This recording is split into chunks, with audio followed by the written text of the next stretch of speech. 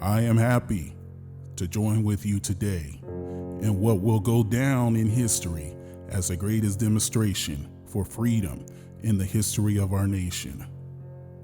50 years ago, a great American in whose symbolic shadow we stand today signed the Emancipation Proclamation. This momentous decree came as a great beacon light of hope to millions of Negro slaves who have been seared in the flames of withering injustice. It came as a joyous daybreak to end the long night of their captivity. But 100 years later, the Negro still is not free. 100 years later, the life of a Negro is still sadly crippled by the manacles of segregation and the chains of discrimination. 100 years later, the Negro lives on a lonely island of poverty in the midst of a vast ocean of material prosperity. 100 years later, the Negro is still languishing in the corners of American society and finds himself in exile in his own land. So we have come here today to dramatize a shameful condition. In a sense, we have come to our nation's capital to cash a check. When the architects of our republic wrote the magnificent words of the Constitution and the Declaration of Independence, they were signing a promissory note to which every American was to fall heir. This note was a promise that all men, yes, black men, as well as white men, would be guaranteed the unalienable rights of life, liberty, and the pursuit of happiness. It is obvious today that America has defaulted on this promissory note insofar as her citizens of color are concerned. Instead of honoring this sacred obligation, America has given the Negro people a bad check, a check which has come back marked insufficient funds.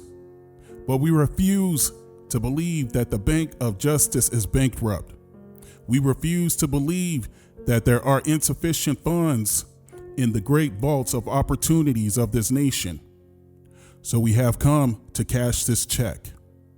A check that will give us upon demand the riches of freedom and the security of justice. We have also come to this hallowed spot to remind America of the fierce urgency of now. This is no time to engage in the luxury of cooling off or to take the tranquilizing drug of grandulism. Now is the time to make real the promises of democracy.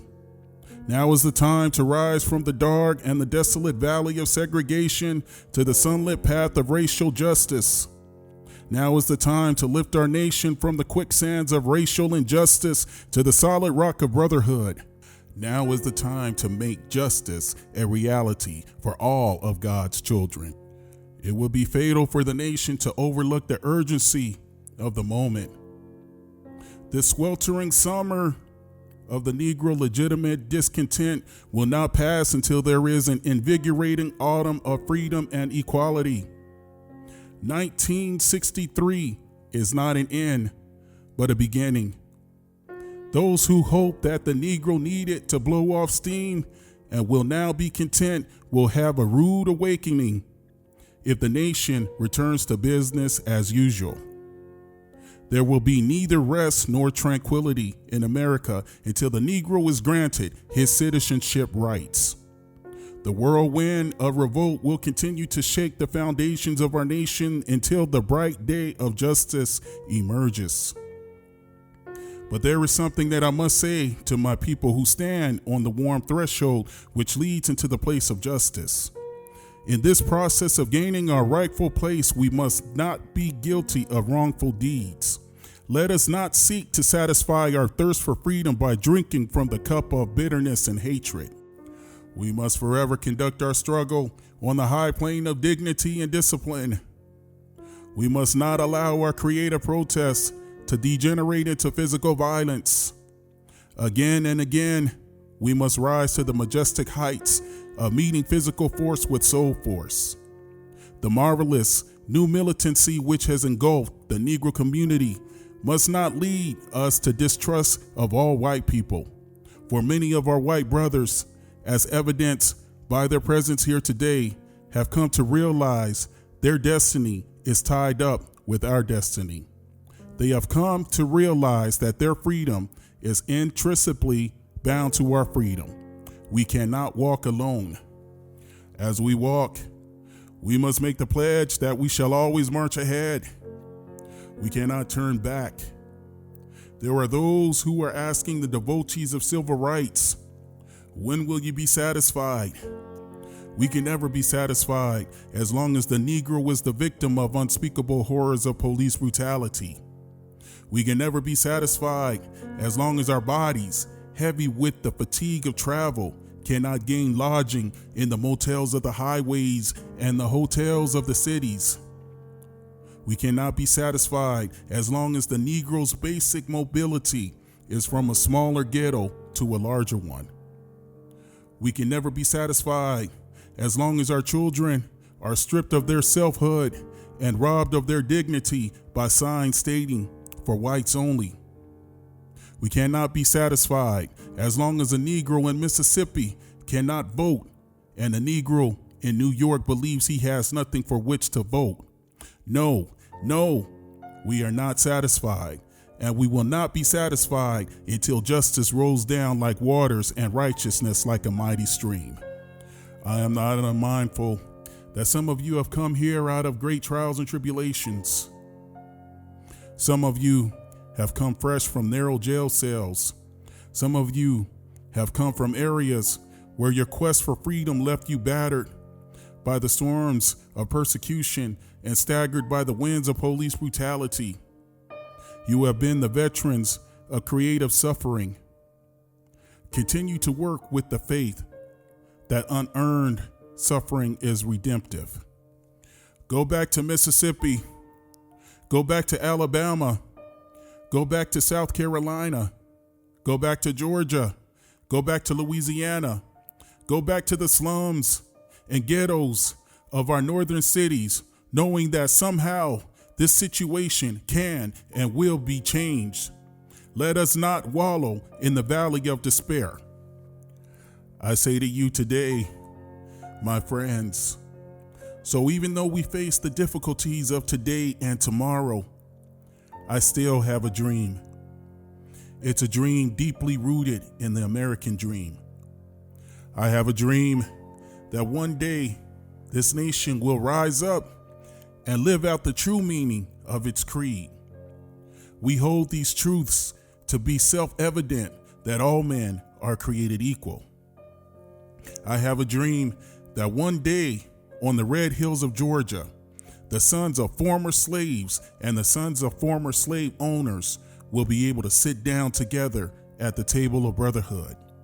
I have a dream that one day, even the state of Mississippi, a state sweltering with the heat of injustice, sweltering with the heat of oppression, will be transformed into an oasis of freedom and justice. I have a dream that my 4 little children will one day live in a nation where they will not be judged by the color of their skin, but by the content of their character. I have a dream today. I have a dream that one day, down in Alabama, with this vicious racist, with this governor having his lips dripping with the words of interposition and nullification, one day, right there in Alabama, little black boys and black girls will be able to join hands with little white boys and white girls as sisters and brothers. I have a dream today. I have a dream that one day every valley shall be exalted, every hill and mountain shall be made low, the rough places will be made plain, and the crooked places will be made straight, and the glory of the Lord shall be revealed, and all flesh shall see it together. This is our hope. This is the faith that I go back to the South with. With this faith, we will be able to hew out of the mountain of despair a stone of hope. With this faith, we will be able to transform the jangling discords of our nation into a beautiful symphony of brotherhood.